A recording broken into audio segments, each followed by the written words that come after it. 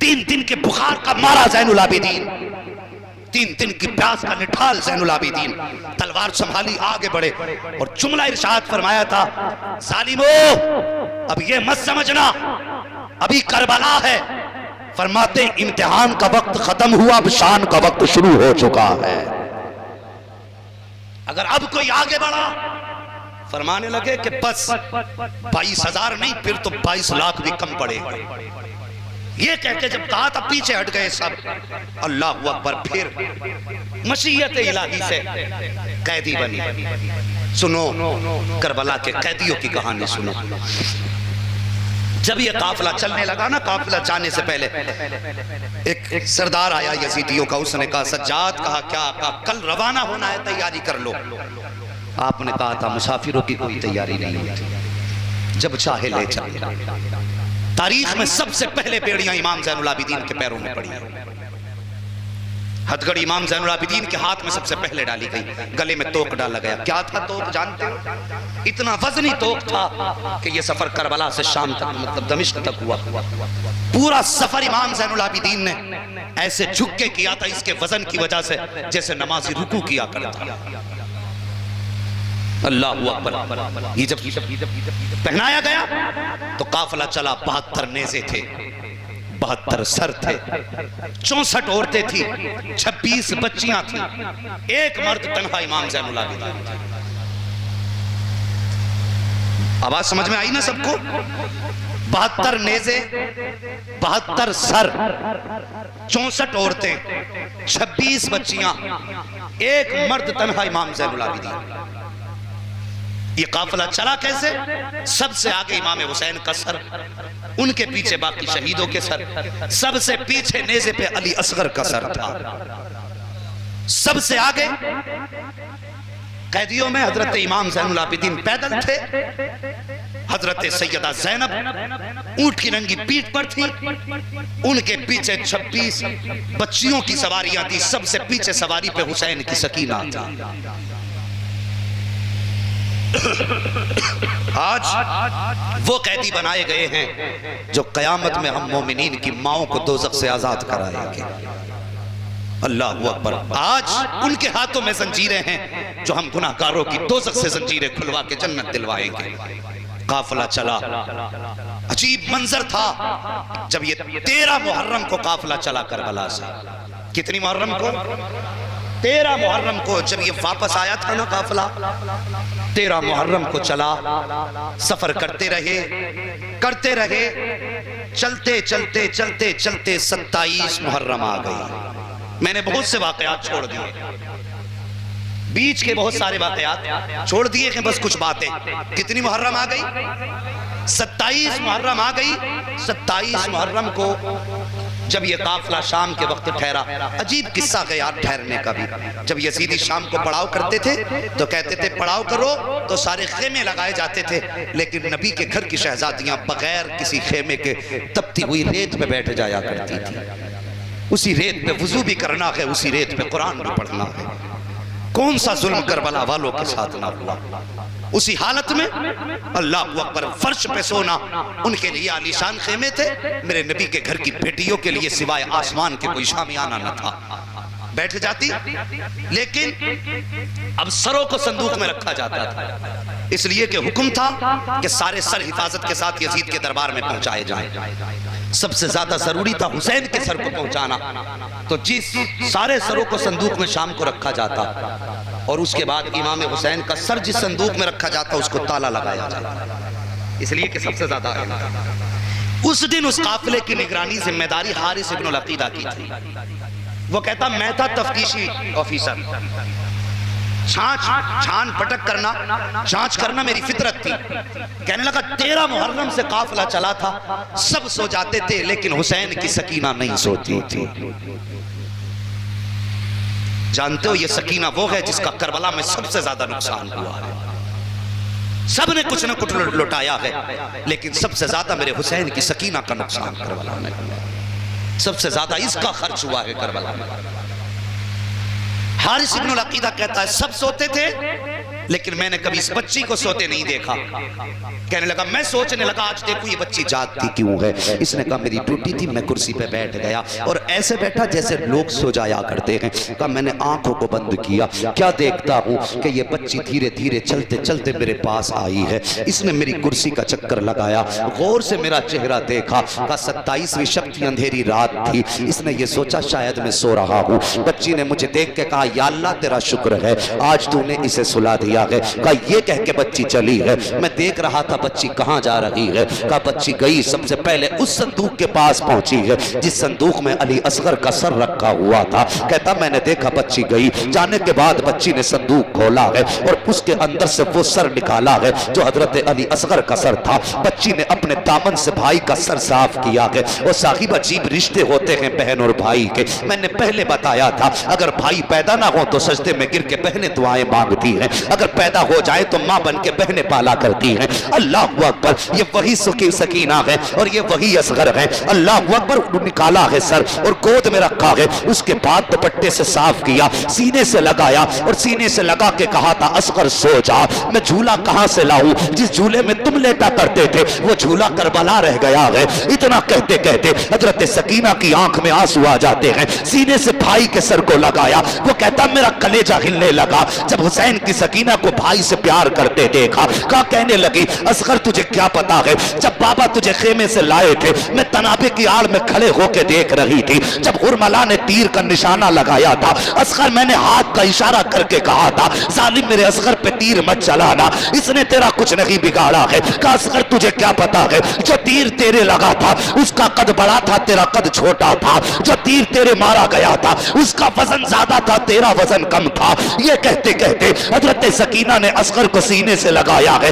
उसके बाद दामन में रखा है अपने बहन के सर को झूला झूला के कहा था असगर पालना तो न सही, कम से कम बहन की गोद में सो जा। कहा कुछ देर जब असगर से सकीना ने बात की है, कहा ऐसा लगता था मेरी चीख निकल जाएगी, लेकिन उसके बाद हुसैन की सकीना ने असगर का सर चूमा है। चूमने के बाद फिर संदूक में रख के कहा था असगर तू सो जा, मुझे अकबर से मिलना है, बड़े भाई से मुलाकात करनी है। कहा हुसैन की सकीना है। फिर अपनी जगह से उठी है और उस संदूक के पास आई है जिस संदूक में अली अकबर का सर रखा हुआ है। कहा उसने आकर के बड़े प्यार से संदूक खोला, आहिस्ता से संदूक खोला कहीं इसकी आंख ना खुल जाए। ये कहता मैं तो जाग ही रहा था। कहा बच्ची ने सर निकाला, भाई के सर पे खून को साफ किया, जुल्फों को पोंछा, पोंछने के बाद माथा चूम के कहा था अकबर मदीने जा रही हो, अगर सुहरा पूछेंगी तो क्या जवाब दूंगी। अल्लाह अकबर का इतनी बात कही थी। और उसके बाद हजरत सकीना ने अली अकबर को सीने से लगा के कहा था अकबर काश तूने बाप की हालत देखी होती। जब तुम मैदाने करबला आए थे तो बाबा के बाल काले थे, लेकिन जब तुम्हें उठा के लाए हैं तो बाबा के सारे बाल सफेद हो चुके थे। अल्लाह अकबर। उसके बाद जल्दी जल्दी कहा अकबर तुम आराम करो, मुझे बाबा से मिलना है। और यार अजीब रिश्ता होता है बाप का बेटी के साथ। मैंने तो यहां तक देखा है अगर बेटी बहुत खुश होती है तब भी बाप रो दिया करता है, अगर बेटी गम में होती है तब भी बाप रो दिया करता है। अजीब रिश्ता बाप और बेटी के साथ होता है। जरा सोचो तो सही। आज तुझे इस रिश्ते के बारे में एक बात बता दूं, बाप बेटी का रिश्ता कितना गहरा होता है। सैयदा फातिमा ज़हरा उम्र शरीफ अभी 5 साल है। आप एक गली से गुजर के आ रही है, रास्ते में अबू जहल खड़ा था, उसने मेरे हुजूर की शान में गुस्ताखी की। तो साकिब अगर कोई बाप को बुरा कह दे तो बेटे तो बर्दाश्त कर लेते हैं, लेकिन बेटियां बर्दाश्त नहीं कर पाती हैं। और फिर बेटी भी नबी की बेटी और सैयदा फातिमा अबू जहल ने बुराई की ठहर गई। कहने लगी जालिम ज़बान को लगाम दे, मेरे बाप को झूठा ना कह, मेरे वालिद सच्चे हैं तुम झूठे हो। इतनी बात कही थी। अबू जहल आगे बढ़ा, सैयदा फातिमा की गर्दन पे तमाचा लगाया। अल्लाह अकबर। तुम सब जानते हो कभी मेरे नबी ने गुस्सा नहीं किया, कभी किसी के हक में बद्दुआ नहीं की, कभी किसी के हक में मेरे हुजूर कभी तबाह की नियत से ना निकले। लेकिन जब अबू जहल ने हजरत फातिमा के तमाचा लगाया, रोते हुए घर आई है, मेरे हुजूर ने सैयदा की आंख में आंसू देके जमीन पे बैठ गए, बाजू फैलाए, आंख में आंसू आ गए और नबुव्वत की आंखें बरसने लगी। हुजूर ने फरमाया था फातिमा क्या बात है, क्यों रो रही हो। जब पूरी बात बयान की मेरे हुजूर को जलाल आ गया, गुस्सा आया। फरमाया जाओ अबू सुफियान के पास जाओ और उनसे जाके कहो अगर वो इसका इंतकाम लेते हैं तो बताएं, अगर वो नहीं लेंगे तो आज मोहम्मद खुद अपनी बेटी का इंतकाम लेके दिखा दे। अल्लाह अकबर। मेरे हुजूर इसकी तफसीर में फरमाते हैं हजरत फातिमा गईं अबू सुफियान के दरवाजे पे, और जाने के बाद कहा चचा मेरे वालिद ने ऐसे ऐसा कहा। दुश्मन है भी अबू सुफियान भी। जब बेटी गई तो चेहरा नहीं बिगाड़ा, यूं बाजू फैलाए, और फैलाने के बाद हजरत फातिमा को गोद में उठाया, अबू जहल के दरवाजे पे लाए और लाके बाहर बुलाया और फरमाया सैयदा बेटी फातिमा मार तमाचे। इतनी बात कही, हजरत फातिमा की आंख में आंसू आए, कहने लगी चाचा हमारे वालिद ने बदला लेना नहीं सिखाया, माफ करना सिखाया, माफ करना सिखाया। जब इतनी बात कही हम बदला नहीं लेंगे, हजरत अबू सुफियान आगे बढ़े, हजरत फातिमा का हाथ पकड़ा, अपने हाथ से 4 तमाचे लगा। हजरत फातिमा मुस्कुराई, कहने लगी जाओ बेटे बेटी। हजरत फातिमा वापस आई, मेरे हुजूर ने बेटी को मुस्कुराता देखा फिर रो दिए। मैंने कहा था ना बाप बेटी को तकलीफ में तो दे के फिर भी रो देता, और कुछ दे के तब भी रो देता। फरमाया जाओ, आ गई, मेरे हुजूर ने मुस्कुराते देखा फिर रो दिए। अब क्या हुआ, पूरी बात बताई हजरत फातिमा ने। मेरे हुजूर ने नबुव्वत वाले हाथ उठा दिए, या अल्लाह अबू सुफियान ने मेरी फातिमा को खुश किया है, या अल्लाह इसे उस वक्त तक मौत ना देना जब तक मोहम्मद की झोली में ना डाल दे। ये है बेटी और बाप का रिश्ता, समझ रहे मेरी बात? ये रिश्ता है बाप और बेटी का। हारिस इब्नुल अकीदा कहता है हजरत अली अकबर के सर को संदूक में रखा, और उसके बाद हजरत फातिमा हजरत सकीना आगे बढ़ी, कहती धीरे धीरे आई, आने के बाद फिर वहां पहुंची जहां पर हुसैन का सर रखा हुआ था, का उस संदूक के पास आई, बैठी बहुत खुश थी, का आज बाप के चेहरे को चूमने का मौका मिल जाएगा। फरमाती है मैं तुमको, हारिस इब्नुल अकीदा कहता है आई हजरत सकीना, और जब आके देखा संदूक में ताला लगा था, का उन्होंने ताला लगा देखा, बस आंख में आंसू आ गए, हाथ उठा के कहती है या अल्लाह तू जानता है 13 मुहर्रम से 27 मुहर्रम आ गई है, बेटी पैदल चलती आई है, आंख भर रात भर आंख नहीं लगी है, इसी इंतजार में चलती रही हूँ, काश किसी दिन बाप का माथा चूमने का मौका मिल जाए, काश किसी दिन बाप का चेहरा चूमने का मौका मिल जाए। ए मेरे अल्लाह आज इसमें ताला लगा हुआ है। कब बच्ची ने जब इतना कहा है, कब मुझे डर लगने लगा, मैं सोचने लगा सकीना कहीं मेरे लिए बद्दुआ तो नहीं कर रही है, अगर इसने बद्दुआ कर दी तो फिर तबाह कर दिया जाऊंगा। कब मैंने कान लगा के सुना तो कह रही थी या अल्लाह जो यूसुफ के लिए ताले लगे थे वो 7 ताले थे, वहां यूसुफ थे, यहाँ तेरे महबूब की नवासी सकीना है, या अल्लाह तूने यूसुफ के लिए 7 ताले तोड़े थे, यहाँ तो 1 ताला है, या अल्लाह अपने महबूब की शहजादी सकीना के लिए ताले का तोड़ दे, ये इंतजाम कर दे, मुझे बाप का चेहरा देखना है। का इतनी बात सकीना ने रो के कही थी, का मेरा जी चाहता था कि मैं चाबी निकाल के सकीना को दे दूं, लेकिन फिर मैंने फैसला किया क्यों दूं चाबी सकीना को, सकीना कोई लावारिस तो नहीं है, मैं जानता हूं कि सकीना वो है कि जिसका अर्शो वाला खुदा भी वारिस है, फर्शो वाला मुस्तफा भी वारिस है। क्या जरूरत चाबी देने की? कहा मैंने चाबी नहीं दी, कहा भी हाथ नीचे नहीं आए थे, कहा जब सकीना ने देखा ताला टूट के पहले जमीन पे आ गया था। कहते सकीना के हाथ नीचे बाद में आए, ताला टूट के पहले नीचे आ गया। और अजीब मिलन था फिर बाप बेटी का, कौन लिखे इस तारीख को? वो कहता 27वीं शब थी, चांद भी छुपा था, सूरज तो था ही नहीं, रात थी। कहने लगा अंधेरा था, जैसे ही सकीना ने संदूक का ढक्कन खोला, कहता पूरे मैदान में ऐसी रोशनी निकली जैसे कि आसमानों से चांद जमीन पे उतर आया। का मेरी भी आंख खुल गई कि ये उजाला कैसा। मैंने यूं देखा कुछ न था, फिर देखा तो सरे हुसैन से ये रोशनी निकल रही थी। और यार सच वो है जो सर चढ़ के बोला करता, ये सदाकत थी इनकी। दुश्मन कहते कि ये रोशनी हुसैन के सर की थी। का फिर सकीना ने गोद में रखा बाप का सर, साफ किया, करने के बाद चूमा। बहुत सारी बातें हुई, अब मैं बातें इंशाल्लाह कभी फिर बताऊंगा। बच्ची ने कहा बाबा एक बार तो अपनी बेटी से बात कर लो। हारिस इब्नुल अकीदा कहता इतनी बात जब सकीना ने कही लबे हुसैन हिले और कुरान की तिलावत जारी हुई। अल्लज़ीना इज़ा असाबतहुम मुसीबा क़ालू इन्ना लिल्लाहि व इन्ना इलैहि राजिऊन। का बेटी परेशान ना होना, पूरे सफर में हुसैन भी साथ है, मदीने वाला मुस्तफ़ा भी साथ है। अल्लाह अल्लाह। फिर फजर का वक्त हो चुका था। हजरत सकीना ने कहा बाबा इजाजत है, नमाज भी पढ़नी है, कुरान भी पढ़ना है। अल्लाह अकबर। ये हुसैन का घराना है, ये सफर है इनका, मगर कोई ने मजबूर ना समझ, मजबूर मत समझना। और ये सब कुछ लुटा के भी मुख्तार रहे, सब कुछ लुटा के भी मुख्तार रहे हैं। हल्ब से 12 मील पहले एक बस्ती आई, ये जब काफिला जा रहा था, अभी थके तो नहीं है, इशारा फरमा देना, जरा बोल दे या हुसैन। अभी सारे नहीं बोले, फिर सलाम ही पढ़ लिया जाए, कोई जरूरी भी तो नहीं है भाई। जरा सारे मिलके बोलते ना या हुसैन। आज मैं चाहता हूँ हजरत ज़ैनब की मदीना वापसी सुना दूं आखिर में, बस जरा तवज्जो से बोलते हैं, जरा कह दें या हुसैन।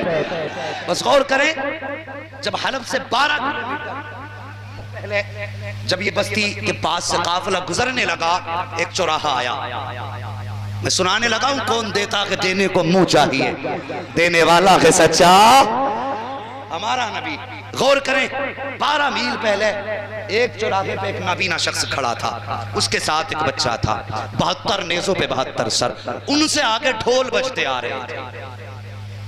क्या बज रहे थे? ढोल बज रहे थे, आगे आगे ढोल, पीछे पीछे 72 नेज़े। बच्चा ये समझा शायद बारात आ रही है, और नए कपड़े थे, जश्न था फतह का इन लोगों में। बच्चे ने अपने बाप से कहा, अब्बा लगता है बारात आ रही है। बूढ़ा कहने लगा, बेटे जब दूल्हा पास में आ जाए तो बता देना, तभी भीख मांगेंगे। बच्चे ने कहा ठीक है। ढोल बजते बजते लोग आगे गुजरे, बच्चा दूल्हा की तलाश में था। क्या देखा? 72 नेज़ों पे 72 सर। जैसी बच्चे की नजर पड़ी, अपना होश खो बैठा। बच्चा देखा तो देखता ही रह गया, और फिर अजीब मंजर था यार, 72 नेज़ों पे 72 सर समझ में आए, लेकिन जब 6 माह के असगर का सर देखा तो फिर बच्चा फैसला ना कर सका, सर पकड़ के बैठ गया। सोचने लगा, या अल्लाह, बड़ों की खता तो समझ में आती है, इस बच्चे ने क्या बिगाड़ा होगा, जिसके मुंह से दूध निकलना चाहिए था उसके मुंह से खून बह रहा है। का ये सोच के बच्चा चुप खड़ा रह गया।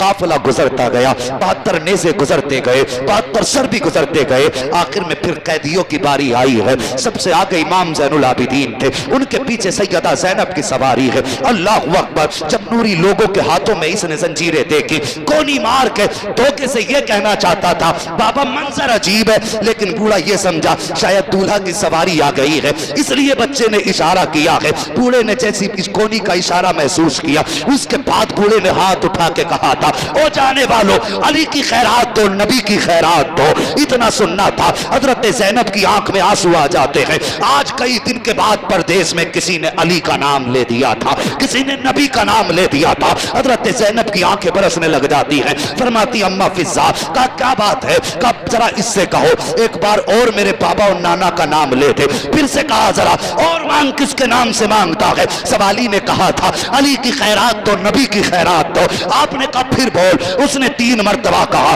अली की खैरात दो, नबी की खैरात दो। अल्लाहु अकबर। इतनी बात कही थी। हजरत ज़ैनब कहती है, फिज़ाम्मा जरा पूछो इससे, क्या ये अली को जानता है? उसने कहा, हाँ मैंने अली का जमाना देखा है, उनका दौर देखा है, उनको तो नहीं देखा, अलबत्ता मैंने उनकी आवाज सुनी है, उनके लहजे को पहचानता हूँ। उसके बाद हजरत ज़ैनब ने बच्चे को बुलाया, बुला के कहा, तो बेटे बता तो सही क्या करते हो? कहा, हमारा पेशा है बाप दादाई, हम भीख मांगा करते हैं। आप फरमाती हैं, सुन, सबसे पीछे जो सवारी आ रही है उस पर सबसे छोटी कैदी बैठी हुई है, उस कैदी का नाम सकीना है। उसकी सवारी के पिछले कदमों के निशान की मिट्टी हटा लेना, तुम्हारी जरूरत पूरी हो जाएगी। ये कह के सैयदा ज़ैनब आगे बढ़ गई। बच्चे ने बूढ़े का हाथ पकड़ा है और वहां लाया है जहां से हजरत सकीना की सवारी गुजर रही थी। उसने पिछले कदमों के निशान की मिट्टी हटाई है। जैसी मिट्टी हटाई है, बच्चे की आंखें हैरत ज़दा रह जाती हैं। क्या देखता है? ऊपर की मिट्टी हटाई, नीचे से सोना निकल आ रहा है। सोना निकल आया है। बच्चे ने चीख के कहा था, बाबा काम बन गया है। का क्या हुआ है? का ये जो कैदी गुजर के गई है, इसने बताया था कि सवारी के पिछले कदमों के पीछे से मिट्टी हटा लेना। कब मिट्टी हटाई है तो सोना निकल आया है। अब भीख मांगने की जरूरत नहीं है। बूढ़े ने कहा था, बेटे अब सोने को छोड़ दे, वहां ले चल जहां वो कैदी गई है। का किस लिए? का तू नहीं जानता है ये जो गुजर के गई है ये कोई और नहीं है, या तो अली की बेटी गई है या फिर इस रास्ते से नबी की बेटी गुजर के गई। अगर किसी को नारा याद हो तो नारा लगा दो, अल्लाह के बंदो, हद कर दी भाई।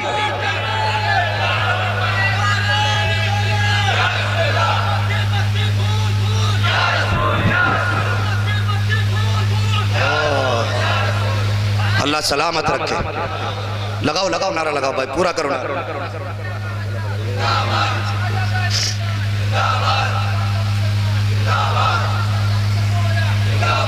अल्लाह अकबर। का या तो अली की बेटी गई है या फिर नबी की बेटी गई है। बच्चे ने सोना तो छोड़ दिया और वहां पहुंचा जहां सैयदा ज़ैनब थी। बूढ़े ने जाके कहा बेटी कौन है? सैयदा ज़ैनब ने कहा तुमने तो अली को देखा है। इतनी बात कही कसम से बूढ़ा कदमों पे गिर गया। कहने लगा लहजा बता रहा कि अली की बेटी आई है। मैंने अली का भी लहजा सुना। अल्लाह अकबर। काफिला चलता रहा। रास्ते में काफी इम्तिहानात हुए, काफी मुसीबतों का सामना किया और फिर आखिरकार ये काफिला करबला से कितने मुहर्रम को चला था? अल्लाह सलामत रखे। जवानों तुम्हारी जिंदगी हो माशाअल्लाह। कितनी तारीख को? 13 मुहर्रम को चला था। मुहर्रम गुजर गया, सफर गुजर गया, रबीउल अव्वल गुजर गया, रबीउल सानी, जुमादुल उला, जुमादुल उखरा, रजब, शाबान, आ गया रमजान। जब ये काफिला मदीना शरीफ पहुंचा तो रमजान की 27 तारीख थी। कितनी? जरा जोड़ के देखो कितने महीने बनते हैं? 27 रमजान तक, 13 मुहर्रम से लेके 27 तक बनते हैं तकरीबन 9 महीने। कितने? 9 महीने। जरा ख्याल करो जब इस सफर की मसाफत जोड़ी गई, जिस तरह से जैसे जैसे ये सफर कराए गए थे, एक दो जगह चूंकि बगावत हो गई थी सरों को देख करके, तो इन्होंने रास्ते बंद कर दिए थे, शहरों के जंगलों से घुमा के निकाला था। हाँ, तो जब वो मसाफत जोड़ी गई, जिन रास्तों से अली की बेटी गुजर के आई थी, तो पूरी मसाफत 9 महीने की 5600 मील बनती है। कितनी? हाँ, 5600 मील। 9 महीने सफर किया, पैदल सफर किया, 5600 मील सफर किया। और जानते हो सफर करके भी आई हैं, कुरान पढ़ती भी आई हैं। जब अली की बेटी मदीना पहुंची थी, आपने 9 महीने में 72 कुरान मुकम्मल कर दिए थे। हाँ, हजरत ज़ैनब ने कितने कुरान मुकम्मल किए? 72 कुरान मुकम्मल किए। पहुंची मुस्तफा के मदीने, सामने हुजूर का मजार नजर आया। बुलाया सज्जाद जी फूफी का ये सामने क्या है? कहने लगे फूफी आपको भी तो पता है। कि मुझे तो पता, लेकिन तुम बताओ। कहने लगे ये नाना का मजार है। आपने हाथ पकड़ा इमाम सज्जाद का, रुख किया करबला की तरफ। कहने लगी हुसैन मैंने आपकी अमानत को मदीने पहुंचा दिया है। और उसके बाद फरमाया सज्जाद जी का जाओ तुम घर वालों को लेके घर पहुंचो, मैं नाना को कुरान सुना के आता हूं। अब देखिए जो मैं बात करने लगा हूं, हमारी माँ बहनें भी बैठी हुई हैं और मर्द भी बैठे हैं, जवान हज़रात भी बैठे हैं। घर में पर्दे की तलकीन करो। इतना सब कुछ हुआ, लेकिन सैयदा ज़ैनब का किसी ने नाखून तक नहीं देखा। जब आप करबला से मदीने आई हैं, सर से लेके पैरों तक बुर्का था। हुजूर के मजार पे आई, हजरत फिजा साथ थी, आके कुरान की तिलावत शुरू कर दी। कुरान पढ़ना शुरू किया, पहला पारा मुकम्मल किया, दूसरा पारा आया। पढ़ते पढ़ते इस आयत करीमा पे पहुंची, अल्लज़ीना इज़ा असाबतहुम मुसीबा क़ालू इन्ना लिल्लाहि व इन्ना इलैहि राजिऊन। मुस्तफ़ा की कब्र अनवर हिलने लग गई। हजरत फिजा ने यूं हाथ रखा, कहने लगी ज़ैनब बस कर, देखती नहीं नबी की कब्र अनवर हिलने लग गई है। और लोग कहते हैं क्या फ़र्क पड़ता है ज़ैनब के रोने से? ये उलमा बैठे हैं, इनसे पूछिए। अल्लामा जामी ने चंद शेर नात के लिखे थे और हुजूर को सुनाने चले थे। ये नियत थी कि हुजूर को जाके सुनाएंगे। मेरे हुजूर ने हाकिम वक्त के ख्वाब में आके कहा था मेरा जामी आ रहा है, उसे मदीने से पहले पहले पकड़ के कैद कर दो, इसलिए कि अगर वो मेरे मजार पे आ गया तो मुझे कब्र से निकल के उससे मुसाफा करना पड़ जाए। तो यार जामी आए तो नबी कब्र से निकलने के लिए तैयार हो, और बेटी आए तो फिर नबी को पता ना हो, ये कैसे हो सकता है? समझ रहे ना मेरी बात? अगर गलत हो तो खड़े होके कह देना।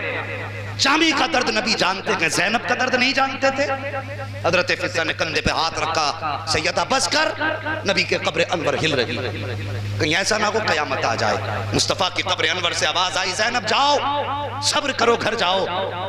बताने की जरूरत नहीं है, जब तुम्हारे बेटे शहीद हो रहे थे, सिर्फ मैं ही नहीं सारे नबी मेरे साथ तुम्हारे बेटों की शुजाअत देख रहे थे। अल्लाह अकबर। घर आई, बहन बहन थी। जानते हो सैयदा ज़ैनब वो हैं जिनके 18 भाई थे। कितने? 18 भाइयों की बहन है सैयदा ज़ैनब, और सबके दरवाजे लाइन से हैं।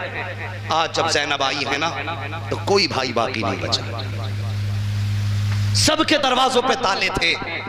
सबसे पहले आप अपने भाइयों के दरवाजे पे आई हैं। आते आते गाजी अब्बास का दरवाजा आया, चीख निकल गई सैयदा ज़ैनब की। कहने लगे गाजी ये वही चौखट है जहां मैं 27 रमजान को पहले भी आती रही हूँ, लेकिन आज से पहले ईद के लिए आती थी सलाम करने के लिए। पहले पहले ईद किया करती, ईद का सलाम करती थी। गाजी तुम मेरे वो भाई थे जो सारे भाइयों के घर से ईदी लेके मेरे दरवाजे पे पहुंचाया करते थे। आज दरवाजों पे ताले लगे हैं। अल्लाह अकबर। आपने सर से लेके पैरों तक पर्दा कर रखा है। फिर उसके बाद आप अपने घर के लिए घर की तरफ चली हैं। जब घर की तरफ चली, जरा देखो सैयदा का पर्दा, आपने सर से लेकर पैरों तक पर्दा कर रखा है। जब घर से गई थी तो शोहर ने कहा था मेरी बीवी जा रही हो, अपने बच्चों को साथ लेके चली जाओ, बेटियां घर छोड़ दो, बेटे साथ ले जाओ, इसलिए कि बेटे तुम्हारे बगैर रुकते नहीं है। लेकिन आज जब बेटों के बगैर ज़ैनब आ रही है तो हिम्मत जवाब दे गई है, घर में कदम रखने की ताकत नहीं है। आज जब घर से गई थी, करबला शरीफ के लिए रवाना हुई थी,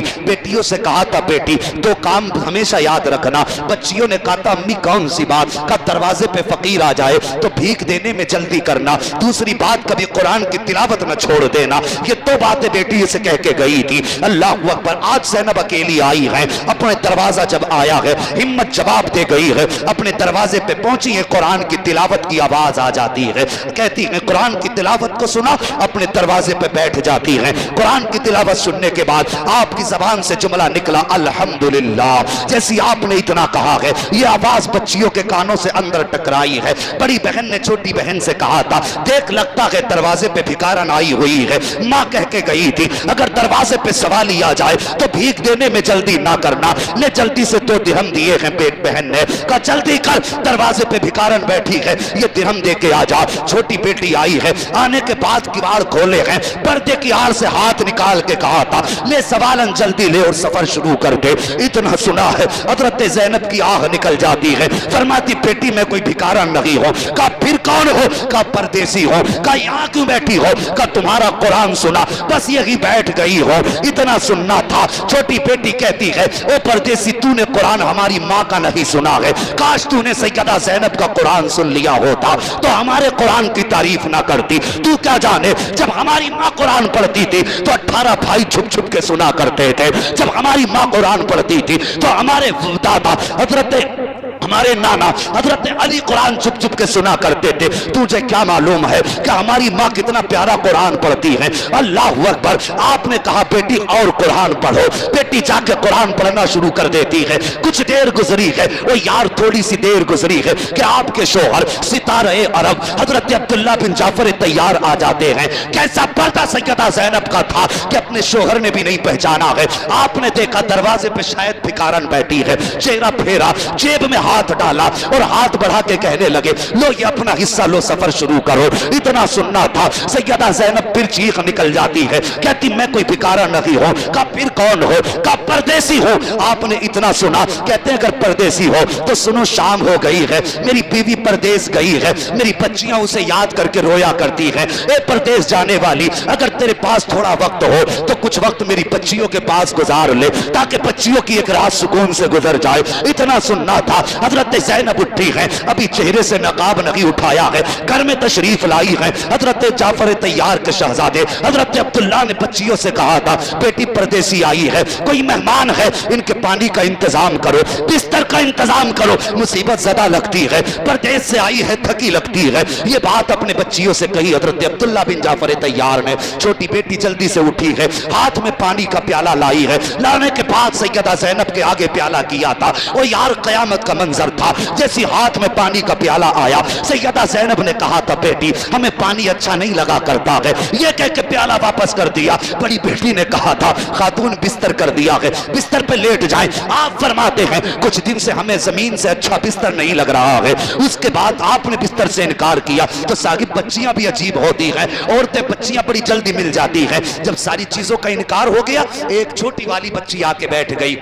आके बैठ के कहने लगी, परदेसी हो? कहा हाँ। कहा कहाँ की रहने वाली हो? कहा अरब के ही रहने वाले हैं। कहा किस खानदान से ताल्लुक है? कौन हो? आपने फरमाया मेरे 2 बेटे हैं। इतनी बात कही है, छोटी बेटी कहती ताज्जुब है, तुम्हारे भी 2 बेटे हैं, हमारे भी 2 भाई हैं। कहा बताओ बेटे कितने बड़े हैं? सैयदा ज़ैनब ने कहा था एक की उम्र 9 साल थी, दूसरे की उम्र 11 साल है। छोटी बेटी कहती है ताज्जुब है, हमारे भी भाई 2 हैं, तुम्हारे भी बेटे 2 हैं, हमारे भी एक भाई की उम्र 10 साल है, 9 साल है, तुम्हारे भी एक बेटे की उम्र 9 साल है, हमारे भी एक भाई की उम्र 11 साल है, तुम्हारे भी एक बेटे की उम्र 11 साल है। उसके बाद पूछा बेटी ने कितने भाई हैं तुम्हारे? जब इतनी बात पूछी ना कितने भाई हैं, हजरत ज़ैनब कहती 18 भाइयों की बहन हो। इतना सुनना था, छोटी बहनों की चीख निकल जाती है छोटी बेटी की, कहती बहन जल्दी कर, अरब में कोई बहन ऐसी ना थी जिसके 18 भाई हो। 18 भाई तो सिर्फ हमारी माँ के हैं, लगता है कोई परदेसी नहीं आई है, हमारी माँ आ गई है। इतना सुन के बेटी दौड़ के आई है, कहा खातून जरा चेहरे से पर्दा तो हटा। हजरत ज़ैनब ने जैसी नकाब पलटा है, बेटियों की चीख निकल जाती है, कहती नहीं हमारी माँ नहीं हो सकती है। जब हमारी माँ गई थी तो उनके चेहरे पे शबाब के जलवे थे, उनके बाल काले थे, लेकिन इस खातून के चेहरे पे झुर्रियां है, बाल भी सफेद है, ये माँ नहीं हो सकती। हमारी माँ के साथ उसके बेटे गए थे, ये अकेली आई है, ये कोई परदेसन है। इतना चीख को सुना है, हजरत सितारे अरब अब्दुल्ला बिन जाफर तैयार आ गए। कहा क्या बात है बेटी? कहा बातें वो बता रही है जो हमारी माँ की बातें हैं, लेकिन चेहरे से माँ नहीं लग रही है। इतना सुनना था, हजरत ज़ैनब की सब्र के बंधन टूटे हैं, सब्र का बंधन टूटा है, बेटियों को सीने से लगाया है। फरमाती बेटियों चेहरा न मोड़ो, मैं कोई और नहीं हूँ बल्कि तुम्हारी माँ सैयदा ज़ैनब हो। जब इतना सुना है, बहनों की चीख निकली, कहा माँ भाई कहाँ है? उन्हें कहाँ छोड़ के आई हो? हजरत ज़ैनब ने कहा था ए बेटियों मैं बेटे लुटा आई हूँ, मुस्तफा की उम्मत भी बचा के आई हो, उनका कुरान भी बचा के लाई।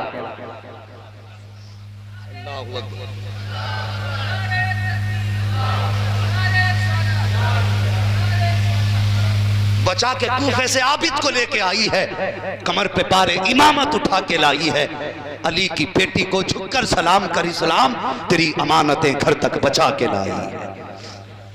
राकी ने कमेटी और जलसे में आने वालों सुनने वालों, अल्लाह तुम्हारी नस्लों को आबाद रखे और सबको करबला वालों की खैरात अता फरमाए। और खुदा की कसम ये नसीबों की बात है, उनके नाम की महफिल सजा के बैठे हैं, वरना दुनिया में कितने पड़े हैं कहने को मुसलमान हैं, लेकिन नबी के शहजादों का प्यार दिल में नहीं है। अहद कर लो सिर्फ मुहर्रम के दिनों में नहीं, जब तक जिंदा रहेंगे अपनी बच्चियों को सैयदा ज़ैनब की कहानी सुनाएंगे। हाँ ये ज़ैनब वो है, जरा गौर करना मेरी बात पे, बस मैं बात खत्म करने लगा हूँ। दीन इस्लाम की जिम्मेदारी करबला तक हुसैन के कांधे पे रही, और फिर करबला से मदीने तक दीन की जिम्मेदारी सैयदा ज़ैनब के कांधे पे रही है। हाँ इन्होंने दीन को मदीने तक पहुँचाया है। और सुनो यजीद के 12 बेटे थे, हुसैन का तो एक ही था। एक रिवायत में यजीद के 14 बेटे थे, हुसैन का सिर्फ एक था। जिसके 14 थे, आज कोई दुनिया में तुम्हें इब्ने यजीद कहने वाला नहीं मिलेगा। आज पूरी दुनिया में तुम्हें कोई नहीं मिलेगा जो कहे मैं यजीद का बेटा हूं। लेकिन खुदा की कसम मेरे हुसैन का एक था करबला में। आज पूरी दुनिया की कोई जमीन ऐसी नहीं जहां पे हुसैन के बेटे ना रहते। हाँ पूरी दुनिया में आज मेरे हुसैन की औलाद मौजूद है। ये बात हकीकत है कि जो सर कट गए थे आज भी वही मौजूद है। दुनिया में वही खानदान है जो कटा था, काटने वाले मिट गए और कटने वाले आज भी मौजूद हैं। आला हज़रत फरमाते हैं तेरी नस्ल पाक में है बच्चा बच्चा नूर का, तू है ऐने नूर तेरा सब घराना नूर का। ओ जवानों हुसैन से प्यार करो। मैंने कहा सिर्फ मुहर्रम भर नहीं, पूरी जिंदगी हुसैन हुसैन करना है। मर के देख उनकी मोहब्बत में फरमाया गया अला व माता अला हुब्बे आले मोहम्मद माता शहीदा। खबरदार होशियार आगाह हो जाओ, जो औलाद रसूल की मोहब्बत में मरेगा अल्लाह उसे शहादत का दर्जा अता फरमाएगा। और ये तो इतने पाक है, इनकी मोहब्बत में भी मर जाओ तो अल्लाह शहीद बना देता। अल्लाह ताला हम सबको करबला वालों का सच्चा पक्का इश्क अता फरमाए। और जवानों जिंदगी बदलो, दुनियादारी छोड़ो, मुस्तफ़ा के दामन में आ जाओ, उनके नवासे से प्यार करो। खुदा की कसम जो हुसैन का प्यारा हो गया वो मदीने वाले मुस्तफ़ा का प्यारा हो जाएगा। हाँ, ये कानून भी है। मेरे हुजूर ने दुआ की थी ना, या अल्लाह मैं इनसे प्यार करता हूँ, तू भी इनसे प्यार फरमा, और जो इनसे प्यार करे तो उससे भी प्यार फरमा। यही तो कहानी बन गई हम लोगों की, वरना हम तो पापी थे, खाती थे, बख्शिश के कोई ठिकाने ही नहीं थे, बस बहाना मिल गया। हुजूर ने फरमा दिया तुम हुसैन से प्यार करो, मैं भी तुमसे प्यार करूंगा। वो तो निहायत सस्ता सौदा बेच रहे हैं जन्नत का, हम मुफलिस क्या मोल चुकाएं, अपना हाथ ही खाली है। बस हुसैन से प्यार करो। वह बशर साबिरीन, खुशखबरी है सब्र करने वालों के लिए। मुस्तफ़ा की औलाद ने सब्र का दामन न छोड़ा। आज देखो खुदा की कसम, दुनिया भी उनकी कर दी गई, आखिरत भी उनकी कर दी गई। वे बड़े पावरफुल लोग हैं। सुनते हो करबला से वापसी के बाद जब अब्दुल मलिक बिन मरवान जब बैठा ना कुर्सी पे, इमाम सज्जाद ने तारीख दुनिया होकर के इमाम ज़ैनुल आबिदीन गोशा नशीन हो गए, सब कुछ छोड़ दिया। तो इसने देखा यार हुकूमत मेरी है, लेकिन दिल आज भी इन्हीं की तरफ झुके जा रहे हैं। इसने पैगाम भेजा कि इमाम ज़ैनुल आबिदीन को बुलाया जाए। आपने फरमाया ये हमारी शान नहीं, हम बादशाहों के दरबार में जाएं, बादशाहों की अटके तो वो हमारे दरबार में आए। आपने फरमाया अगर फकीर बादशाह के दरबार में जाएं तो इसमें बादशाह की तौहीन है, और अगर बादशाह फकीर की चौखट पे आए तो इसमें बादशाह की इज्जत हुआ करती है। मुझे नहीं आना। उसने अपने फौजी भेज दिए और कैद करा लिया इमाम ज़ैनुल आबिदीन, कैद करा के दरबार में बुलाया और बुला के कहने लगा आप क्यों नहीं आ रहे, मैंने बुलाया था। आपने फरमाया देख हमने गोशा नशीनी इख्तियार कर ली है, तू अपना काम कर, हमें अपना काम करने दे, हमें न छेड़, हम अल्लाह अल्लाह में लगे। कहा नहीं मैंने बुलाया था, आना चाहिए था। आपने फरमाया सुन तेरी बादशाह से मुझे कुछ नहीं लेना देना, और तेरी बादशाह तू जाने, तेरी बादशाह जाने। तो कहने लगा तुम्हारे पास है क्या। तो आपने फरमाया जा हमारे मुंह न लगा। क्या फरमाया हमारे, सुन ले सारे लोग, हमारे बोल दो यार सारे, हमारे मुंह न लग। उसने कहा अच्छा ये बात है। कहने लगा यजीद के पास ताकत थी, उसने आपको कैद करा लिया, मेरे पास ताकत थी, मैंने आपको कैद करा लिया, अब तुम्हारे पास ताकत हो तो दिखाओ। आपने इतना कहा, कहने लगे अली के बेटों के मुंह नहीं लगा करते। आपने फरमाया अली के बेटों के मुंह नहीं लगा करते, कहा दिखाओ ना ताकत। इतनी बात कोई आपकी जबान से निकला अल्लाह, एक बार, दूसरी बार अल्लाह, तीसरी बार कहा अल्लाह। इतना कहा बेड़ियां हथकड़ियां टूट के सारी गिर गई। जब टूट के गिरी ना तो वो अपनी जगह से उठ के खड़ा हो गया। आपने फरमाया बैठ जमीन पे, फौरन डर के बैठ गया। आपने फरमाया सुन, कल भी ताकत हमारे पास थी, आज भी ताकत हमारे पास है, फर्क यह है जब खुदा कहता है तब ताकत दिखाते हैं, जब वो नहीं चाहता हम ताकत नहीं दिखाया करते। नारे तकबीर, नारे रिसालत, हुसैन का दामन, हुसैन का दामन नहीं छोड़े। अल्लाह सलामत रखे, जवान तुम्हारी जिंदगी हो। और भाई इतने प्यार से आपने अब तक बैठ के अपने आका का जिक्र सुना, और या अल्लाह हम इतनी दुआ करते हैं तेरे महबूब का वास्ता, क़यामत के दिन इन आंसुओं के सदक़े में या अल्लाह हमारी मग़फ़िरत फरमा देना। जो आंखें बरसी हैं या अल्लाह ये तेरे महबूब के नवासों की याद में बरसी हैं, या अल्लाह तुझे इन आंसुओं का वास्ता हराने वाले की मेहनत कबूल कर ले, हराने वाले के सफ़र को कबूल फरमा ले। जो दूर दराज से चल के आए हैं या अल्लाह इन्होंने जितनी मसाफत यहाँ के लिए तय की है या अल्लाह उतनी मसाफत इनके लिए जन्नत से करीब फरमा दे।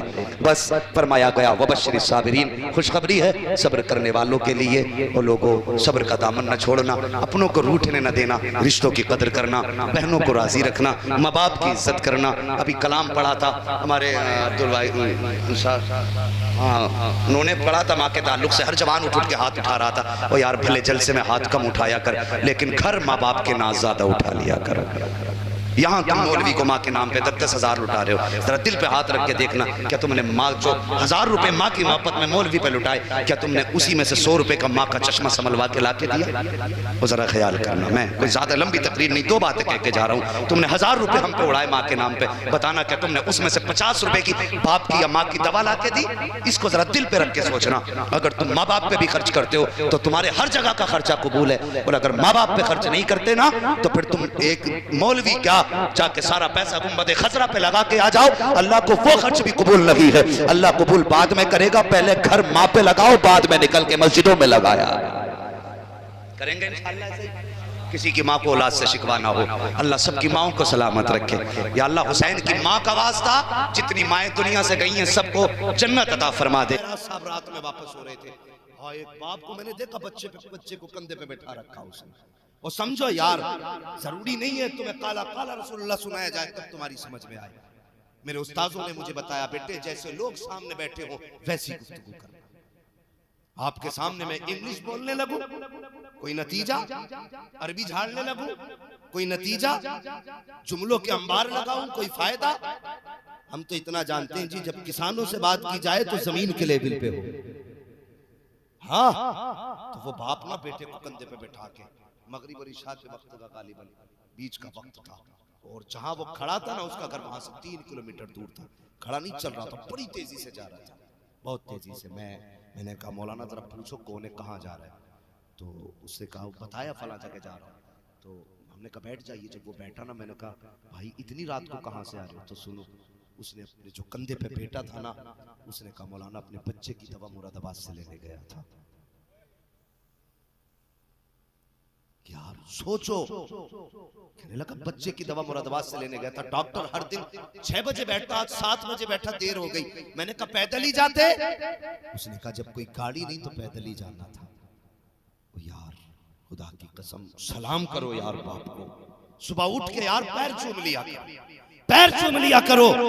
तू मोटरसाइकिल पे ले जाना अस्पताल को गवारा नहीं करता, ये तुझे कई कई किलोमीटर कंधों पे बैठा के तेरी दवा लेकर के आता है। इससे पूछ के बाप तू अस्पताल में इतने घंटे रुका, तुझे रोटी मिली कि नहीं मिली? तूने इतने घंटे लाइन में लग के गुजारे, किसी ने कुछ तुझे जूस पिलाया कि नहीं पिलाया? तूने कितनी रात अस्पतालों में जाग के गुजारी, कोई तुझे सुलाने वाला था कि नहीं था? और खुदा की कसम, मैंने परेशान बापों को देखा है, खुद तो धूप में तपते हैं, लेकिन कभी अपने रुमाल से बच्चे की हवा करते हैं, कभी माएं आंचल में छुपाती है, कभी सीने से लगाती है। हाँ, बारिश पड़ी थी, मैंने एक माँ को देखा था, उसने बच्चे को सीने से लगाया और यार खुद झुक के बैठ गई, सारी बारिश बदन पे उतार दी, एक बूंद बेटे पे नहीं आने दी। और जब तू छोटा था, ये बड़े थे, कोई बूंद तुझ पे नहीं आई थी। आज ये छोटे हो गए हैं, तू बड़ा हो गया है, तेरी जिम्मेदारी ये है कि कोई बूंद इनके बदन पे आनी नहीं चाहिए। नारे तकबीर, नारे रिसालत, उलमाए अहले सुन्नत, मसलके आला हजरत। औलाद औलाद होती है, माँ बाप होते, माँ बाप होते। इसलिए माँ बाप की इज्जत करेंगे। बोलो इंशाअल्लाह। अगर अब भी कोई ना माना तो तुम्हें लगता है कि तुम्हारे ये ऐलान तुम्हें जन्नत दिला देंगे? तुम्हारी ये लंबी मिसवाके जन्नत दिला देंगे? सुन, अगर माँ बाप को तकलीफ दी और माफी नहीं मांगी है ना, तो काबे में मर भी जाएगा ना, तब भी तुझे सजा के बगैर जन्नत नहीं मिल सकती है। बिला वजह में माँ के कदमों के नीचे जन्नत नहीं है, बिला वजह बाप जन्नत का दरवाजा नहीं। यही बाप था जिसे बाजार में बेचा जाता था, यही माँ थी जिसे बाप के इंतकाल के बाद बेटे अपनी कनीज बना के रखते थे।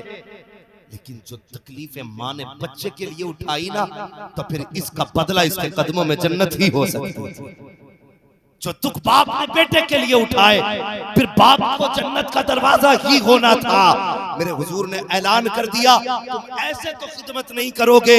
लो सर्टिफिकेट दे के जा रहा हूं, जिसने माँ बाप को राजी कर लिया उसने खुदाए पाक को राजी कर लिया। ये इनकी कुर्बानियां हैं, इसलिए बाप की भी इज्जत करनी है। औलाद बाप की मेहनतों को समझना, इनकी कुर्बानियां बचपन की होती, जवानी की नहीं। बचपन में दुख उठाए होते, तुम्हारी एक एक खांसी पे जागने वाले, तुम्हारी। मैंने ये तो देखा है कि जवान बेटे की लाश उठा करके बाप की कमर टूट गई, लेकिन कभी ये नहीं देखा कि बाप की लाश उठा के बेटे की कमर टूटी है। कभी नहीं कहा जिस दिन से बाप गया है कमर टूट गई। लोग बताते हैं जिस दिन से बेटा गया ये बूढ़ा हो गया। जिस दिन से बेटे का जनाजा उठाया है उस दिन से सीधा ही नहीं हुआ। हाँ, तुम क्या जानो बाप को औलाद कितनी प्यारी होती है। अगर बेटे चले जाते हैं ना तो जवानी में बापों पे सफेदी छा जाती है, जवानी में बापों पे सफेदी छा जाती है। ये औलाद का प्यार है बाप से। इसलिए मेरी गुजारिश है जवानों, अपने माँ बाप की इज्जत करना, माँ बाप से प्यार करना। और जिसके भी बच्चे बचपन में चले गए हैं दिल थोड़ा न करना। अगर याद आए तो समझ लेना वो अकेला नहीं है, वो अल्लाह के खलील के पास हमारे चेहरे देख करके कलेजों को ठंडा कर रहा है। अल्लाह ने बच्चों को तनहा नहीं छोड़ा है, उन्हें मरने के बाद भी बाप का चेहरा दे दिया, बाप का चेहरा दे दिया है। हर बेटे को खलील के चेहरे में बाप का चेहरा नजर आता है। और खुदा की कसम यहां तक फरमाया गया जो आदतें बाप की थी बेटे के लिए, वो सारी आदतें अल्लाह के खलील में बच्चे को नजर आती है। उसे लगता ही नहीं है मैं बाप छोड़ के आया हूं, बल्कि उसे लगता है जैसे पहले बाप के साथ रहता था उसी बाप के साथ आज रह रहा। तो दिल थोड़ा नहीं करेंगे, रब की नाशुक्री नहीं करेंगे। बस इंतजार करो उस दिन का जब नफसी नफसी का आलम होगा, कोई अमल काम नहीं आएगा। उस दिन खुदा की कसम ये जन्नती परिंदे काम आएंगे, ये जन्नती परिंदे काम आएंगे, ये जन्नते परिंदे काम आएंगे। इंशाअल्लाह करेंगे माँ बाप की इज्जत। हाँ, मैं देखता हूँ ना कभी कहते हैं यार मौलाना जरा अम्मा की शान बयान कर दो। अम्मा की शान बयान करने लगो 100 रुपए देते हैं। मौलवी ने अम्मा की शान बयान कर दी 100 रुपए देने लग गए। कभी अम्मा ने दवा के लिए 20 रुपए मांगे तो दे के आएगा। कभी सोचो, ये वो छोटी छोटी बातें जिसपे हम ध्यान नहीं देते। मौलवी को 10 लाख दे दे, अगर अम्मा परेशान है तो कोई फायदा नहीं। सुन लो पहले बात से, अम्मा परेशान है। हाँ, जैसे हमें देते हो ना, कभी माँ को बैठा के कहना माँ कभी सर्दियों में तू मेरे गीले बिस्तर पर लेटी होगी, मुझे अपने सीने पे सुलाया होगा, मुझे तेरी उस अदा पे प्यार आ रहा है। कभी नोटों की गड्डी निकाल और यूं माँ के ऊपर उड़ाना शुरू कर। खुदा की कसम तू नहीं जानता है तेरी मेहनतों से वो दौलत नहीं आएगी जब तू ऐसे माँ के ऊपर उड़ाएगा। माँ तेरी रातों की नींद का सदका, ये तेरे जागने का सदका, ये रातों को उठ के सीने से लगाने का सदका, ये गर्मी में आंचल से हवा देने का सदका, ये सर्दी में सीने से लगा के गर्मी देने का सदका, ये बीमारी में जागने का सदका, ये उठ उठ के रातों को जगाने का सदका। जब ऐसे उड़ाएगा माँ के हाथ उठेंगे। खुदा की कसम माँ के जब हाथ उठते अल्लाह का अर्श हिलता है। मालिक मैं उस वक्त तक हिलूंगा जब तक माँ की दुआ कबूल नहीं की जाएगी। रब फरमाता सुन, तूने हिलना बाद में शुरू किया है, मैंने माँ की दुआओं को तेरे हिलने से पहले कबूल फरमा लिया।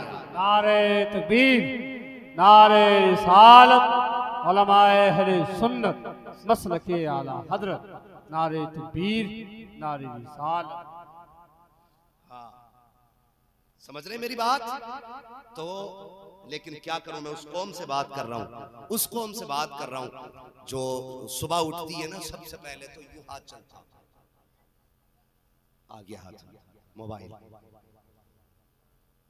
पहले व्हाट्सएप चेक करेगा, उसके बाद मिस कॉल चेक करेगा, ठीक है, फिर अगर जरूरी जवाब देने के होंगे तो देगा, और अगर कुछ भी नहीं तो वीडियो देखने बैठ जाएगा। अगर दिल भर गया देखते देखते तो पबजी खेलने बैठ जाएगा, उससे भी दिल भर गया और गेम खेलने बैठ जाएगा। और खुदा के बंदे ये मोबाइल तबाह कर देगा। सुबह जब तक बाहर जाना था मोबाइल चलाते रहे, जब तक जाना था मोबाइल चलाते रहे, काम करके आए फिर मोबाइल हाथ में था।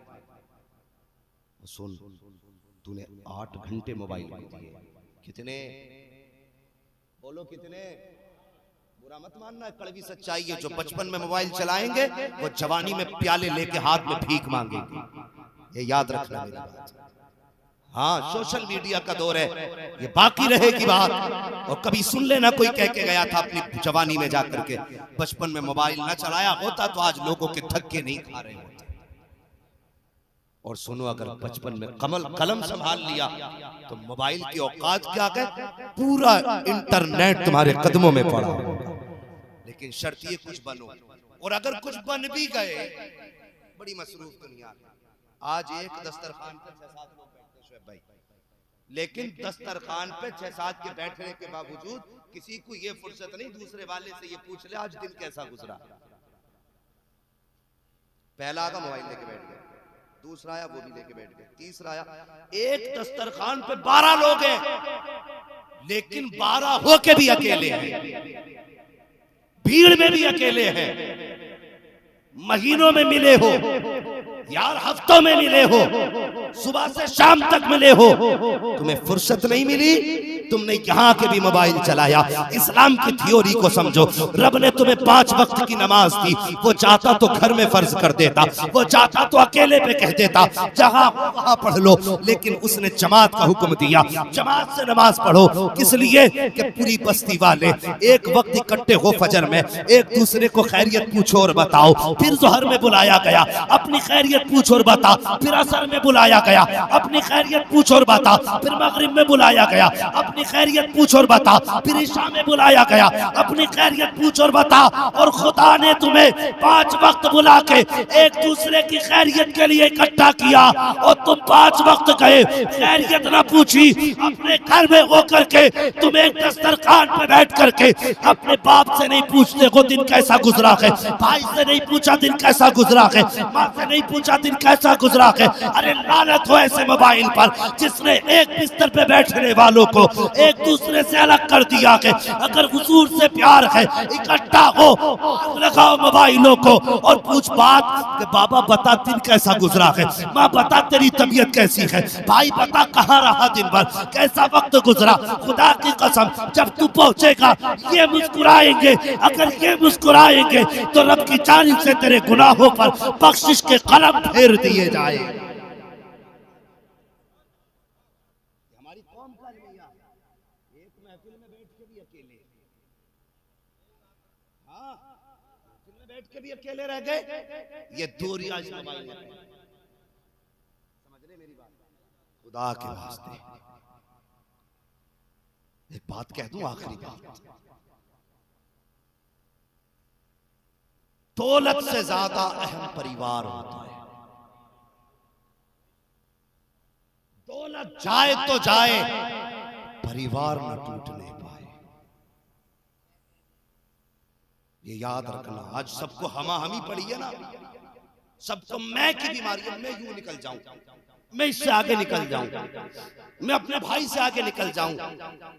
तेरे पास दौलत होगी, अगर कांधे से कांधा लगाने वाला भाई नहीं होगा ना, तो तुझसे बड़ा कम नसीब कोई नहीं होगा। किसे पीछे छोड़ के जा रहा है? ये तेरी ताकत है, तेरी पावर है। ये इन्हें छोटा करना चाहता तू? खुदा की कसम, दौलत गई तो फिर आ जाएगी, परिवार गया तो फिर नहीं आएगा। इसलिए परिवार की इज्जत करें, परिवार की कदर करें। पैसा ही सब कुछ नहीं है, पैसा बहुत कुछ है लेकिन सब कुछ नहीं। बहुत कुछ है, बहुत कुछ कैसे है? आज बीमारियों का इलाज पैसे से। सबसे बड़ी बात कर लूं, मदीना जाने का टिकट पैसे से। पैसा बहुत कुछ है लेकिन सब कुछ नहीं, लेकिन परिवार सब कुछ होता है। अब जब खुदा बंदों को दूर नहीं देखना चाहता, तो फिर तू बंदा होकर के एक जगह बैठ के दूर क्यों? मोबाइल बंद कर। पूरा दिन तो मोबाइल चलाया है, 10 मिनट माँ को दे दे, 10 मिनट बाप को दे दे, इनकी खैरियत पूछ ले। खुदा की कसम, लोग कहते नहीं मैं मोबाइल पे जो है ना गूगल पे सर्च करके पढ़ाई करता हूं। मैंने कहा अंधा है तू। खुदा की कसम, जो इल्म तुझे माँ बाप के माथे की लकीरें दे सकती हैं, वो दुनिया का कोई गूगल मास्टर तुझे नहीं दे सकता, नहीं दे सकता। कामयाब बनना है इनके कदमों में। तू 6 घंटे इंटरनेट को देता है ना, सिर्फ 20 मिनट माँ बाप को दे दिया कर। 20 मिनट इनके पैरों में बैठ, थोड़ी देर तलवे दबा। ये मोहताज नहीं है तेरी खिदमत के, बस तू पैर दबाएगा, 2 मिनट के बाद बाप कहेगा बेटे छोड़, थका आया है, जा लेट जा। तू उठ के चलेगा ना, इधर बाप के हाथ उठ जाएंगे, अब्बा कहेंगे, माँ कहेगी अल्लाह जो मेरे बेटे को मेहनत से न मिला, मेरे बेटे को मेरी दुआओं से दे दे। खुदा की कसम, वो तुझे सब कुछ दे दिया जाएगा जिसकी तू तलाश है। तो मोबाइल का इस्तेमाल बंद करो जवानों। सबसे पीछे तालीम में हम हैं, सबसे घटिया हम हैं, इस वक्त सबसे जलील हम हैं, इसलिए कि हमारी जवान नस्ल बर्बाद हो चुकी है। हो नहीं रही है, हो चुकी है, ये डूब चुकी है, अभी से निकालना है, बचाना नहीं, किनारे पे नहीं, गिर गई, अभी से बाहर आना है।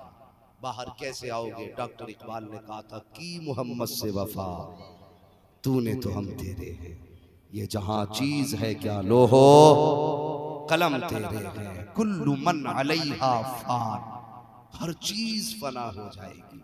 खुदा के वास्ते ऐसी मौत ना मरना कि तेरा जनाजा हो, लोग पीछे से कहें अच्छा हुआ चला गया, बल्कि ऐसी मौत मरना जब तू जाए कोई यतीम रो के कहे हमारा सहारा चला गया, गरीब कहे हमारी हिम्मत चली गई, कमजोर कहे हमारी ताकत चली गई। अगर ऐसे जाएगा ना, खुदा की कसम कब्र में उतरने से पहले मुस्तफा कह देंगे आ कफन बाद में हटेगा, मदीने वाला तेरी कब्र को पहले रोशन फरमा देगा।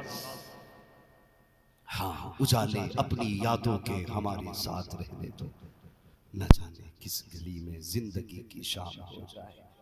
हाँ, अल्लाह ताला माँ बाप को सब्र जमील अता फरमाए, अजर जजील अता फरमाए। भाई तंजीम साहब आपने बुलाया, हम आए, यकीनन जितनी मोहब्बतें आपके लहजे में थी उससे कहीं ज्यादा मोहब्बतें मुझे इस मजमे में नजर आई है।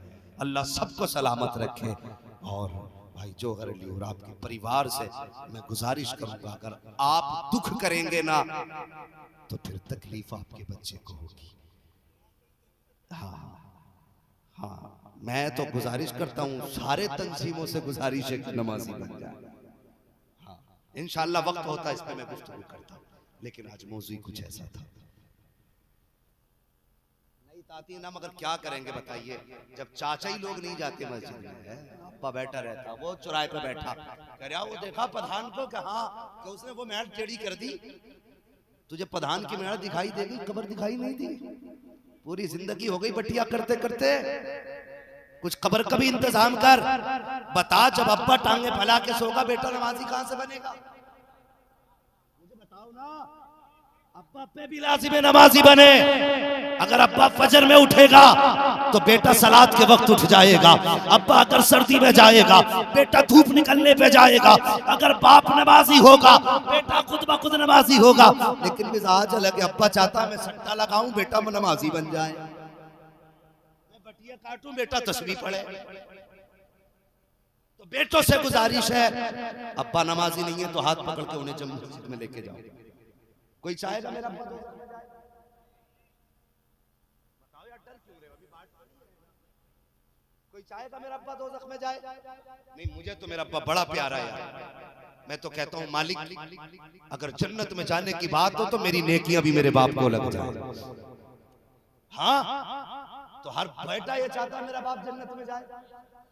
चाहते हो ना तो फजर हो तो अब्बा का हाथ पकड़ो कि अब्बा जी, अब्बा बाद में, खुदा के बंदे पहले, हाथ पकड़ के तू भी चल, अब्बा को भी लेके जा। और अगर अब्बा नमाजी बेटा नहीं जाता तो फिर अब्बा की जिम्मेदारी है कि औलाद की अगर कांटा चुभ जाए बेटे को गवारा नहीं है, तो दोज़ख में बेटा जले अब्बा को गवारा नहीं होगा ना। तो जब यहाँ की आग बर्दाश्त नहीं वहां की कर लोगे तो यही हाथ पकड़ के खींच के ले जाओ, चल बे सोगा, बाद में नमाज पहले अदा की जाएगी। और अगर दोनों ही बेनमाजी हो तो फिर माँ बहनों से गुजारिश है, रोटी बंद कर दो, कह दो खाना बाद में मिलेगा, 5 वक्त की नमाज पहले पढ़ाई जाएगी। फिर हम नहीं जानिए कौन छोड़ देगा। इसलिए ये एक सख्ती वाली बात है। फिर जहां तक बात रब की बंदे से रिश्ते की है ना, तो फिर उसमें सख्ती क्या? वो यार जब रब की याद आ जाया करे तो मुसल्ला बिछा दिया करे। हाँ, अकीदा ये रखो हमारा रब हमारे साथ है। सच बात ये अकीदे कमजोर हो गए हमारा ये अकीदा ही नहीं हमारा रब हमारे साथ है। कोई अगर केस लग जाए ना, मंत्री को फोन लगाओ, उसकी पूंछ वहां तक है, इसकी पूंछ जहां तक है ना, जहां तक होगी खुदा की कसम होता वही है जो रब चाहता है। अगर मुसीबत आए तो मंत्री के दरवाजे पे न जा, मस्जिद में चला जा, 2 रकात नमाज हाजत पढ़। और तू 6 घंटे मंत्री को रोके दिखाता है, 2 मिनट रब को रोके दिखा दे, वो एक परेशानी दूर करेगा। अगर तूने 2 मिनट उसे रोके दिखा दिया, अल्लाह तेरी जिंदगी की सारी परेशानियां दूर फरमा दे। सबको फना हो जाना है, सबको मरना है। मौला करीम हम सबको ईमान की मौत नसीब फरमाए, इज्जत की मौत नसीब फरमाए। और मालिक हम में से उस वक्त किसी को उस वक्त तक मौत ना दे जब तक मुस्तफ़ा का मदीना ना दिखा दे। बस जो हुए अगलात उनको माफ फरमाए रब्बे कायनात। जिंदगी ने दिया सी, फिर होगी मुलाकात। चमन रहा फूल खिलेंगे, जिंदगी रही फिर मिलेंगे। मुसाफिर हैं हम भी, मुसाफिर हो तुम भी, किसी मोड़ पर फिर मुलाकात होगी। सारे लोग कलमा शरीफ पढ़ लीजिए।